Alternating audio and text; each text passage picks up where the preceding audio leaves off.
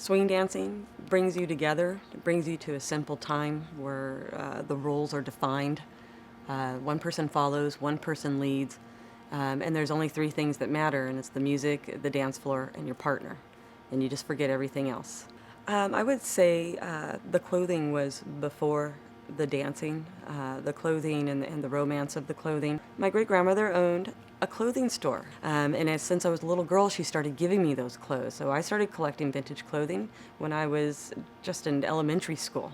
The vintage lifestyle, the vintage clothing, it's all part of the preservation.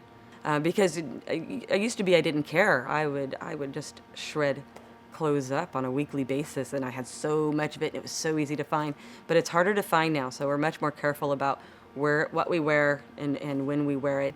And I did mix it up with a lot of kind of punky stuff in the 80s, but as the 90s came in, I became much more focused on the preservation of all of it. Yeah, it's funny, when I started swing dancing, I was just doing it for myself. And when I first started learning it in a more formal way, it was still for myself. I just wanted to learn to do it the way it was really done. Especially at the time, I did everything else vintage. Why don't I dance exactly the way it was done, to the right songs at the right moment? And falling into teaching and competing was truly an accident, which shows you that if you love something, other people can see that, and it can end up taking you places.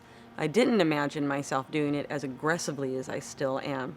And what really surprises me is that although the trendiness of swing isn't the same as it was in the 90s, worldwide, swing dancing is bigger than it was when it first originally started in the 40s. It is bigger now than ever around the world.